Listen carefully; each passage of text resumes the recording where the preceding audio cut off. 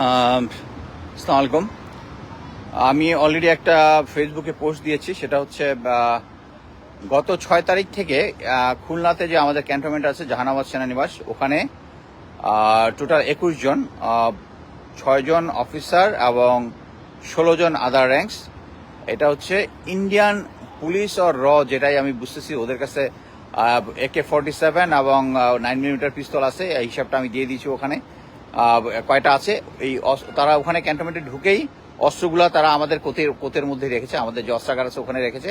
But তাদের কাছে tear gas, তারপরে অ্যামুনিশন ছাড়াও টিয়ার গ্যাস এবং রাবার বুলেট ছিল। এগুলো তো তাদের কাছে থাকার কথা না। মানে এরা কেন আসছে, আমি যেটা শুনলাম যে 55 ডিভিজের জিওসি যে মেজর জেনারেল মাহবুব, আমার কোর্সমেট, আপনারা দেখেছেন যে পায়ে ধরে শেখ হাসিনাকে সালাম করেছিল উনি, সে অ্যালাউ করেছে এটা রাখার জন্য, এবং এখনো আছে। মানেই হচ্ছে তারা একটা সিচুয়েশন কুক আপ করলে তারা হয়তো বা কোনো অ্যাকশনে যেতে পারে, এরকম একটা হওয়ার কথা।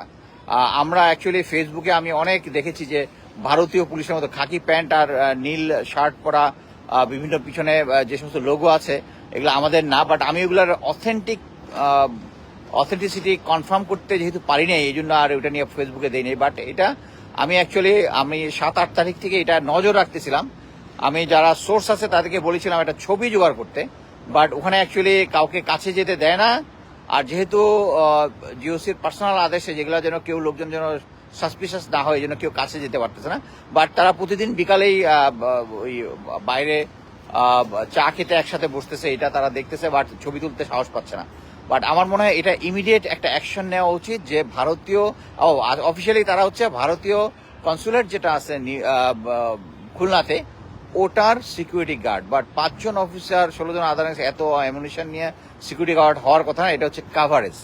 সো আমি মনে করি এটা ইমিডিয়েটলি এই সিচুয়েশনটা সিজ করা উচিত, ইমিডিয়েটলি। এবং আমি বলবো এখন সরকার কি করবে জানি না, ছাত্র জনতা সবাইকেই খুলনার যে এই ইয়াটা আছে, ট্রেনিং সেন্টারটা আছে, এটা আমার মনে হয় ওয়াচের ভিতরে নিয়ে আসা উচিত। কারণ এটা থেকে বেরোতে এদের দেওয়া যাবে না, এবং কি কারণে এখানে সেনাবাহিনী রাখলো ওইটা আমাদেরকে দেখতে হবে। আমি অ্যাকচুয়ালি কিছুক্ষণ পরে কাজে চলে যাবো, এই জন্য শর্টে এই ভিডিওটা করলাম। থ্যাংক ইউ, আল্লাহ হাফেজ।